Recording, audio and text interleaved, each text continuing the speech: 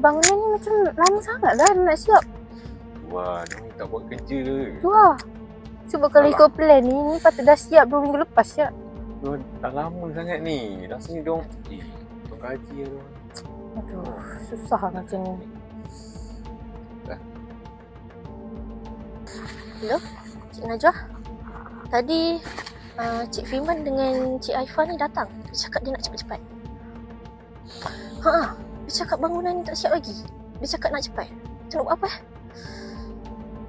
Okey, baik. Faham. Okey, baik. Okey, bye.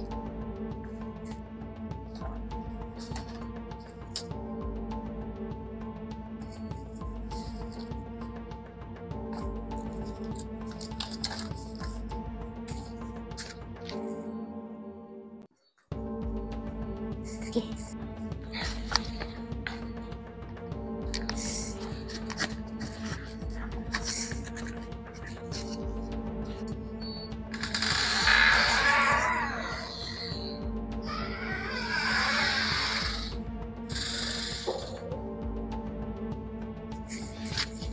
Tidak.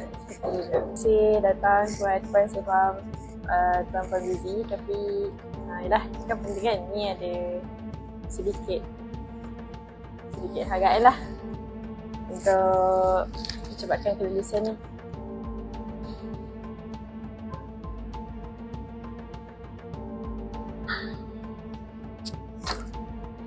Najwa, kerja belum siap lagi. Saya takkan tipu dalam benda ni. Rasuah bukan benda kerja kita tau. Ambil balik. Perbuatan ni saya akan laporkan. Tapi saya bergurau je, Cik. Tuan, jangan macam ni. Saya bergurau je, Tuan. Saya bergurau je. Tuan dengar dulu. Saya bergurau je. Tuan.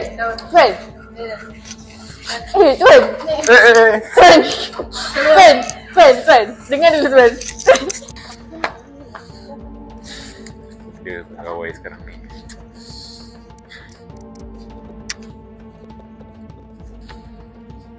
Minta maaf Cik Firman, Cik Aifah. Saya tahu kerja belum siap tapi nak cepat lulus. Saya minta maaf sangat-sangat. Saya cuma tak mampu nak bersuara je. Tak apa Nana. Yang penting awak tak bersekongkol. Kita ada tanggungjawab kita kan. Tak apalah. Mari kita balik. Baik.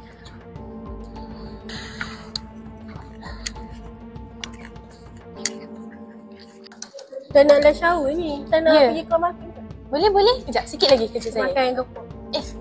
Saya dengar orang ketuk pintu. Saya pergi tengok je. Cuba apa kita tengok.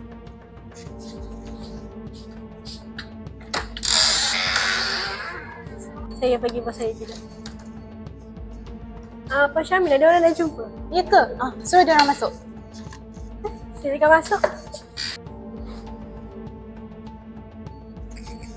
Silakan duduk.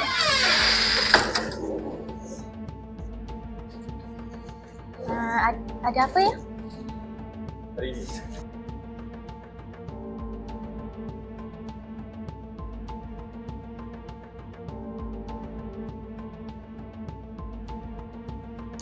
Bagus Tuan Firman ni. Kita memerlukan orang yang berintegriti. Sebab orang yang berintegriti ni merupakan satu kewajipan, bukan pilihan untuk kita. Terima kasih sebab laporkan benda ni awal.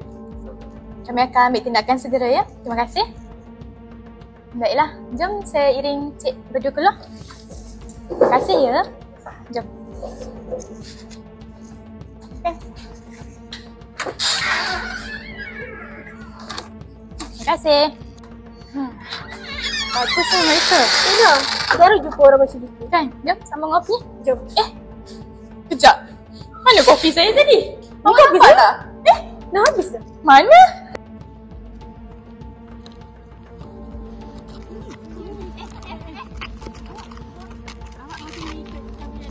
Kenapa? Puan, saya kan Puan. Kita ikut dulu. No. Awak sabar. Kita ikut dulu.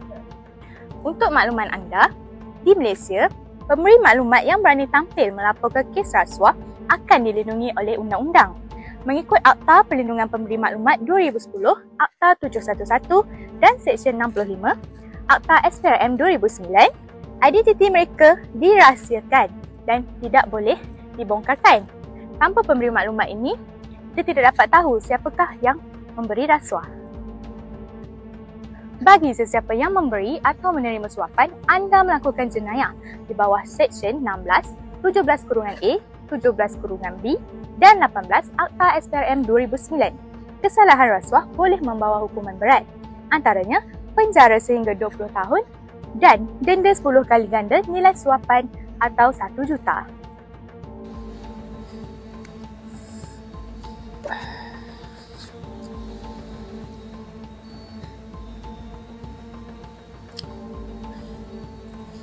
Rasuah merosakkan negara dan maruah. Tolak, jangan terima. Terima kopi boleh, jangan terima duit kopi.